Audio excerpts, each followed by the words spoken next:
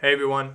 So today we will be troubleshooting some of the issues that were brought up last class with mainly installation issues. Um, so if you haven't watched my previous video on kind of the main way to install it, then please by all means do that because that has a pretty high success rate. But if you're having issues, hopefully I will cover at least one of them in this video. So the first, and it should be pretty basic, and I'm pretty sure I covered it before, but you got to extract your zip files. So if you right click, extract all, and then hit extract, therefore it will then create a separate folder unzipped that you can use. You can't, just because you can go in here and find all of the same files, you can't drag and drop these files in there because a zip file, and I do not have a computer science background, so I'm not 100% on all the exact details, but it's a compressed file. So it takes the information and it compresses it and rearranges it in such a way that it's a smaller file that can be uploaded and sent around.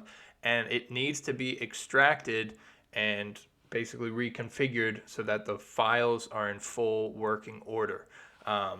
So if you were trying to take the components in a zip file and drag them in, it is not going to work. So make sure that you extract them. Okay. Now, in the previous video, I basically just showed you could drag and drop these into a Grasshopper window and it should work.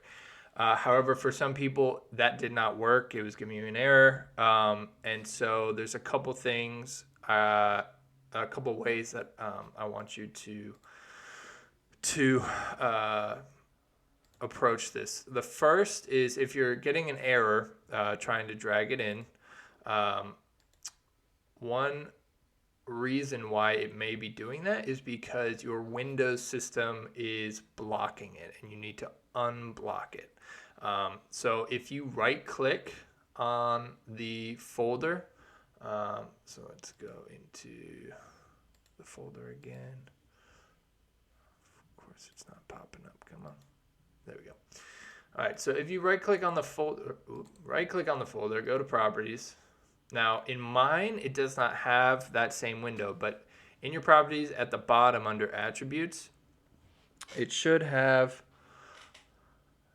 this guy right here. If this is the issue, it'll have the security guy and you'll gotta make sure that it says unblock. If it does not say unblock or the unblock is unchecked, it will not allow you to work. And I will send this out in the email. This web page has a bunch of different troubleshooting items, and it also has some troubleshooting items for Mac systems if you're trying to install it on your Mac side. All right, so that's the first thing. Now, the second thing, it seemed that some people were just having issues, even if they were unblocked, in just dragging and dropping it in. And that's okay. There is a alternate method of installing it. In your Grasshopper window, if you go to File, and then down here it says Special Folder. So it has several folders. Two I wanted to focus on today. One is the Components folder, and then one is the User Object folder. So if you click the Components folder, it's going to open up that library, so you don't have to scroll through it in your computer, in your PC or your C drive. And then I'm also going to find the one that I had. So this Ladybug Honeybee file. So this is going to ask for basically a Grasshopper asset. And if you pan into the GHA folder in that downloaded folder, you can see you can either drag and drop or you can copy paste, doesn't matter. You can drag those files into this folder here. Now that is only for this Grasshopper assembly. I thought it was asset assembly. It's that file type goes into this folder. Now, if you go back to your Grasshopper window and go to File, that's Special Folders again, and instead of going to the Components folder, you go to the User Object folder. This is where you can drag and drop all of the Ladybug and Honeybee components that are in here. And this folder takes this file type, Grasshopper user file. So if you go to the Honeybee, copy, paste, or drag and drop these components in there. Same thing with the Ladybug. Obviously mine already has it in there, but if you copy, paste the Ladybug in there, this is where all of those files live.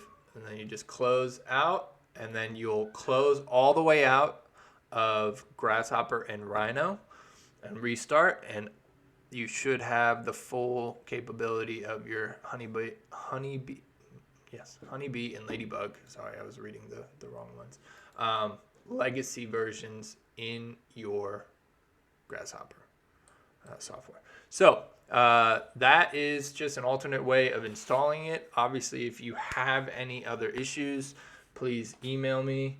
Obviously, my students email me. Anyone else, I'll just say Google. But that is an alternate method for installing, and hopefully that will work with many of your systems. So on to the issues with 285, Computer Lab 285, and the computers in there. They have a security issue or something with a firewall system that does not allow the Ladybug software and the Radiant software to write a specific file.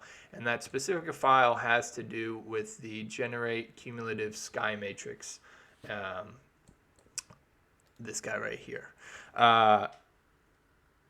People were having issues basically when they plugged their EPW file in and set this run it to true. It was giving an error saying it couldn't find a certain file type.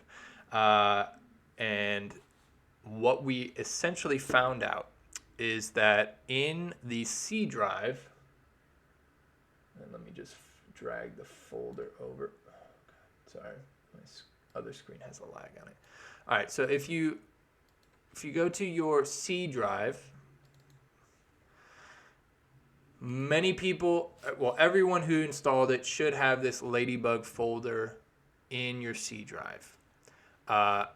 There was one person I ran into that did not have their Ladybug folder, so I have a file for that.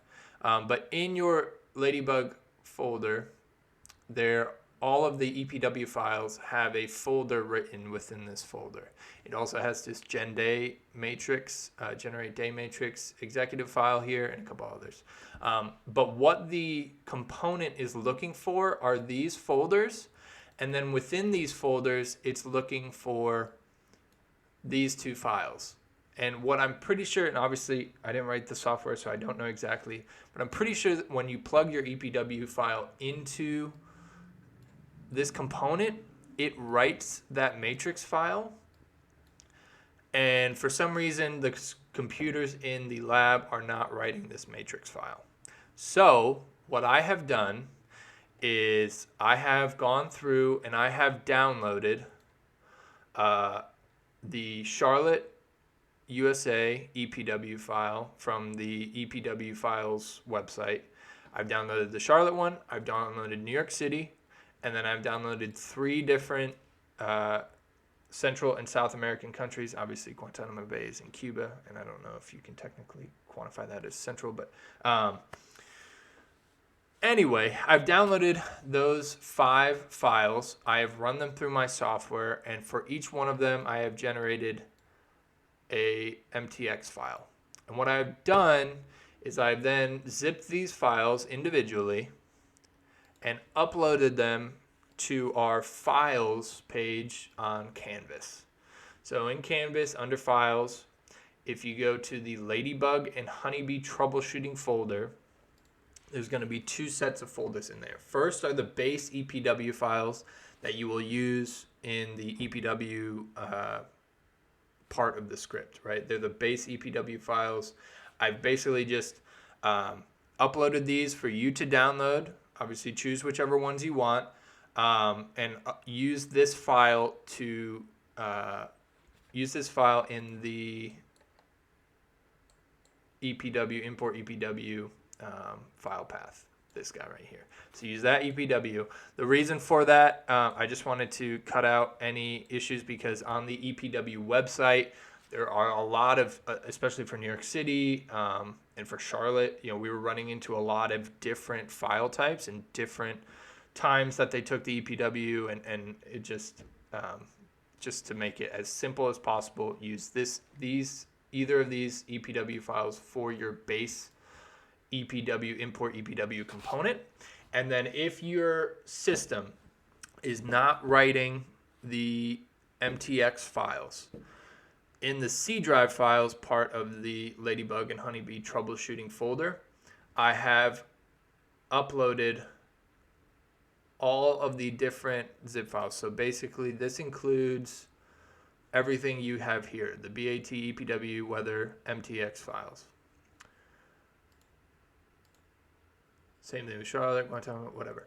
So all these files, what you'll do, if you might, and what we were finding is that you'll have these 3 files, and then you'll be missing these 2 down here.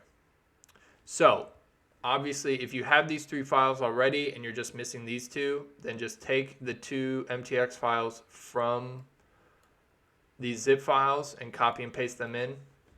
Should work. You will just make sure when you do that, you do a false and then toggle it back to true for it to basically regenerate and rerun the component so that it's accessing that folder again and looking for the file it needs. The other file that I have in there, I do have that base Ladybug folder. It is, if we go back to our C drive, it's this guy. I did, as I said before, I ran into one student who just did not have Ladybug. We tried reinstalling it. It did not work again.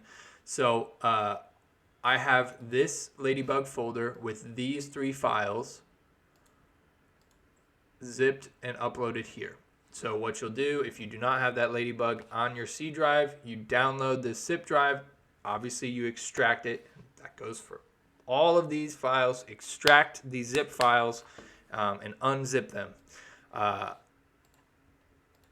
When you do that, you can just copy and paste that folder into your C drive. Should work. And then you can copy and paste the individual folders in there as well if you need to. This was also covered in my last video, but make sure you have your Radiance installed correctly. Some people were still installing it within their program files. Remember, if you're installing it, it's going to ask you where the folder location needs to be. Make sure that it is C and just straight Radiance, not C program files Radiance, not C program files 86 Radiance or anything like that. C radius, and then make sure you have your false color in there, and then also that GenDay MTX file. Again, this was covered in my last video, and all those links are in the previous email I sent on Tuesday, I think. Okay, so now the one other thing that may be an issue if you were still having issues is that we are finding that the working directory wasn't looking in the correct place. So if you hover over the input, it'll give you a definition, and then it'll say the default is set to C Ladybug, right? C Ladybug is this folder right here, C Ladybug. So if you didn't have the Ladybug folder, that's where your error is coming from. And then if you're still getting an error, if you have this Ladybug folder, if you have the 2 diff1 MTX files, or yeah, the 2 MDX files that you need, what may be the issue is that this working directory isn't pointing to the correct location. That was under a lot of the forums that I was reading when I was trying to troubleshoot this, is that you need to make sure that this is pointing to that C Ladybug file. And so to do that, you'll do the same thing, file path, same component you use to find the EPW file, but instead of selecting one existing file, you'll select a directory, right? So right click, select a directory, and then go to your C drive, local disk. And then all you'll do here, just click on Ladybug. You don't have to click anything else in here. Just hit Ladybug, hit OK. If you hover over it, you'll see that it's the C Ladybug. And then plug that into your working directory. It should have the same. Obviously with mine, it's going to be the same exact place, but for yours, if it was still not working, try that. And I think that is it for right now. So, if you were getting it to work before, then, by all means, do what you were doing, which was successful. But for those who weren't, and for those who are going to be having to use the computer lab at school, be sure to access this Ladybug and Honeybee troubleshooting folder, download the relevant files, use those as a base. It's totally fine. And let me know if you have any other issues. Maybe I'll be recording another video. Who knows? But yeah, good luck. Thanks.